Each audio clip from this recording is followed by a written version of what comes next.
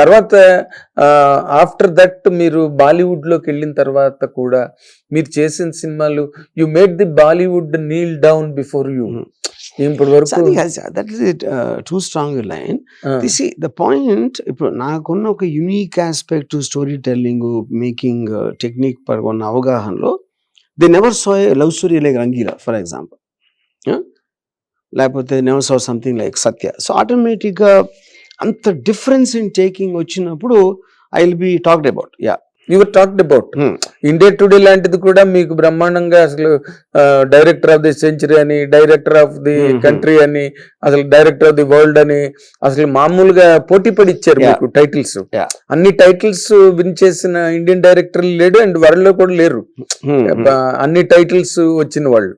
మనం God father ఇలాంటి students of cinema love చేస్తారు గాడ్ ఫాదర్ అని. How many people could have seen God father? But మీది అలా కాదు.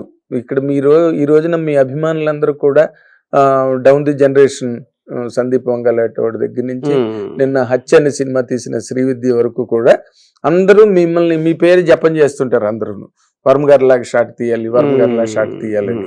బట్ ఈ దీంట్లో మీరు ముందుకెళ్తూ వెళ్తూ సడన్ గా సమ్వేర్ యూ శాంక్ నే బాటమ్లెస్ పిట్ లో పడిపోయినట్టుగా అయింది సార్.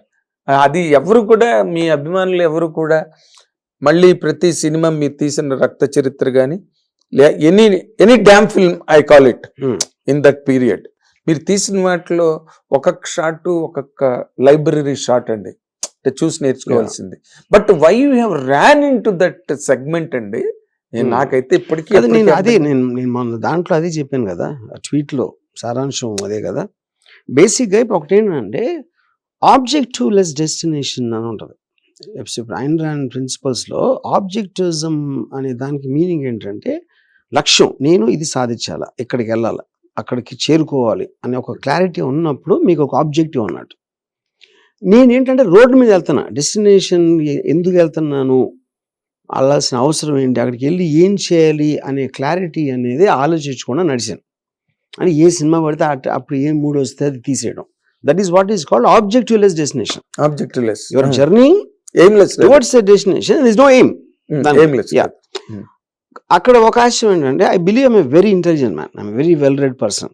నాలాంటి వాడు కూడా అలా అంత బేసిక్ కామన్ సెన్స్ లేకుండా ఇన్ని సంవత్సరాలు టైం ఎలా వేస్ట్ చేస్తాడు, ఇన్ని సంవత్సరాలు ఎందుకు చేస్తాడంటే that is an answer I cannot give. ఇప్పుడు దీంట్లో ఎప్పుడు నాకు తట్టలేదని కాదు, అప్పుడప్పుడు వస్తున్నాయి ఇది సిగ్నల్స్. ఏంటి, ఫర్ ఎగ్జాంపుల్ ఒక ఫ్రాన్సిస్ కపూలా అది ఒక ఇంటర్వ్యూ చేశాను ఒక 7-8 గాడ్ ఫాదర్ డైరెక్టర్. ఇంటర్వ్యూరు తను ఏదో సినిమా తీసాడు కాన్వర్జేషన్ అని, గాడ్ ఫాదర్ అంత బాగుంటుందా అని అడిగాడు ఇంటర్వ్యూర్ మన కపూర్ అని.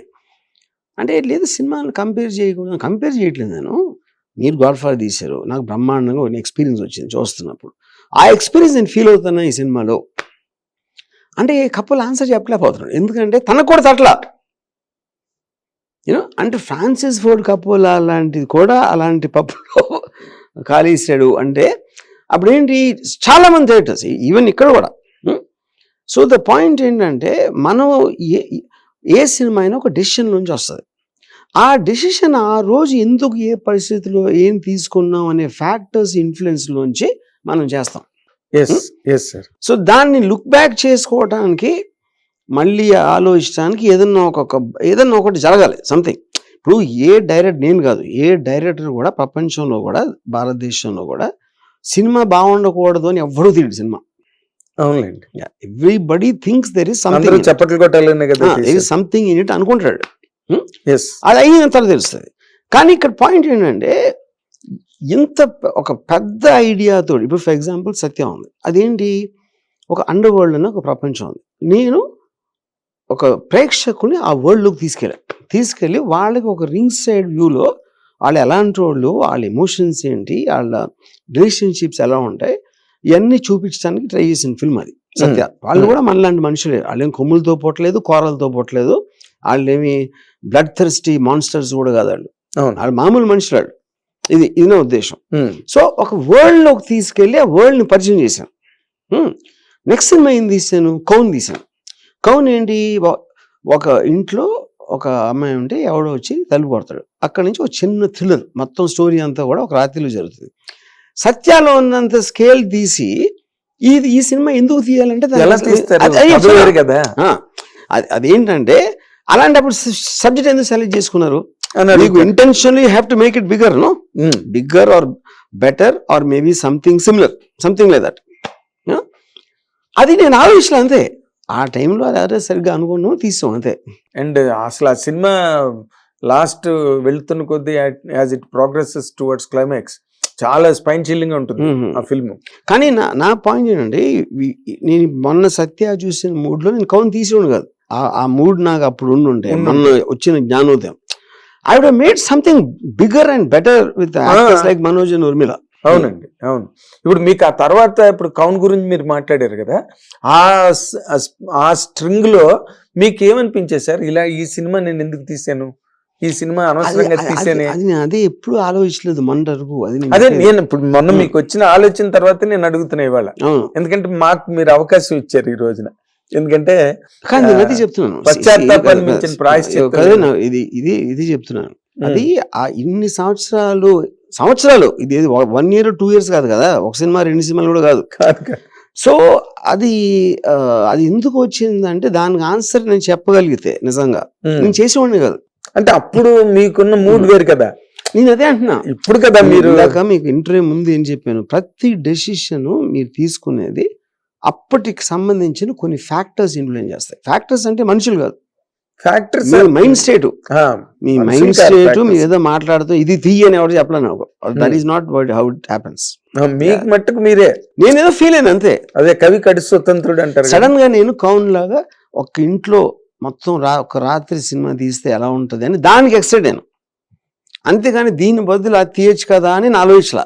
అదే వెంటనే చేయిస్తారు అంతే అంతే. వాటిని మీరు ఎప్పుడు కూడా వై చేసుకోలే, దాన్ని ఇలా చేస్తే ఏంటంటే, నేను ఈ ట్వీట్ లో నేను ఒక లైన్ పెట్టాను, I was running towards the horizon looking up and completely ignoring the garden I lied beneath my feet. మీరు ఏదైతే లాంచ్ ప్యాడ్ ని మీరు తీసుకున్నారో దాన్ని అర్థం చేసుకోకుండా, దాన్ని కరెక్ట్ గా వాడకుండా మీరు హారైజన్ ని చూసి పరిగెడుతున్నారు. Left the ground because of that many times I fell down అని చెప్పా ట్వీట్ లో. అదే చాలా హిట్ టీవీ యాప్, ఇందులో short news, live news, entertainment shows, movies, digital magazines తో పాటు మీ జిల్లా వార్తలను కూడా ఫ్రీగా చూడొచ్చు. అంతేకాదు కేజీ నుంచి పీజీ వరకు విద్యార్థులకు స్కాలర్షిప్ కూడా అందిస్తున్నాం. ప్రతి వారం 10 మందికి లక్కీ డ్రా ద్వారా ఒక్కొక్కరికి 10,000 రూపాయలు అందిస్తున్నాం.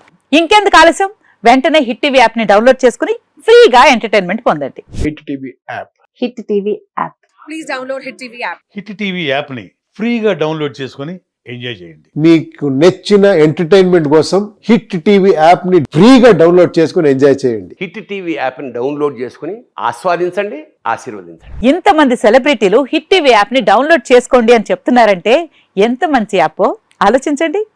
అమెరికా అమెరికా అమెరికా అమెరికాలో చదవాలనుకునే వాళ్ళకి విశ్వసనీయమైన పేరు మన శౌర్య కన్సల్టెన్సీ. UK లో 1 year masters, UK లో 1 year masters, 2 years work permit up to 5 years visa. Contact Saurya Consultancy. Contact 89851 89851.